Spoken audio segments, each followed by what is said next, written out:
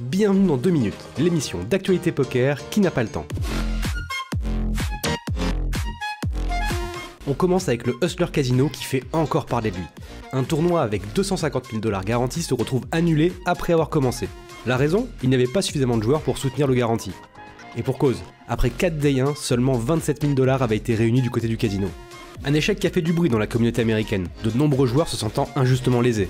Et à raison, puisqu'il est de la responsabilité des établissements de bien fixer les règles autour de leur garantie, comme par exemple fixer un nombre de joueurs minimum pour débuter le tournoi. Le Hustler a finalement proposé un free roll avec 27 000 $ en dédommagement aux joueurs qualifiés pour le D2.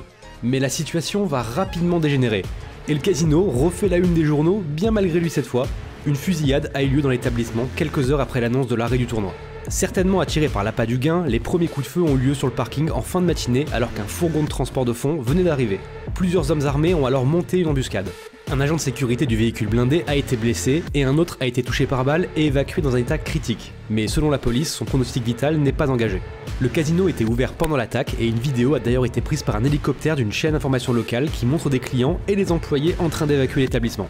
Dans une conférence de presse ayant suivi l'incident, un lieutenant de police a expliqué que les agresseurs étaient lourdement armés et ont ouvert le feu à l'instant où les vigiles sont sortis du véhicule blindé. Les gardes ont aussi ouvert le feu à leur tour, mais les agresseurs ont tout de même réussi à sortir de l'argent du fourgon. Mais aucun montant précis n'a été communiqué. Les agresseurs ont ensuite pris la fuite avec leur véhicule. Un raid du SWAT a finalement eu lieu dans les immeubles autour pour essayer de débusquer les braqueurs, mais sans aucun résultat.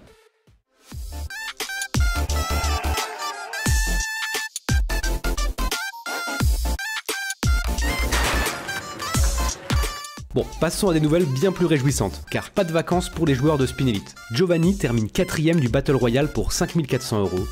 Arthur, 2ème du Battle Royale également et remporte 3 600 €.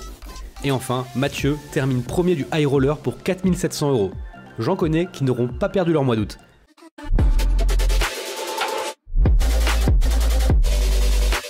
Et enfin, on termine chez Winamax, car c'est le retour de Keep Your Bankroll Great. Toujours présenté par Pierre Calamusa. Cette année, les règles sont simples. Bankroll de départ 500 € et il recevra le bonus de premier dépôt, format MTT, et il débutera sans statut VIP. Une fois son challenge terminé, il reversera sa bankroll au Resto du Cœur. Une belle initiative, j'attends de voir ça avec impatience. Voilà, c'est tout pour aujourd'hui. Comme à chaque fois, n'hésitez pas à donner votre avis en commentaire, mettre un pouce bleu ou tout simplement partager la vidéo. On se donne rendez-vous dimanche prochain. C'était Value Equal True. À bientôt!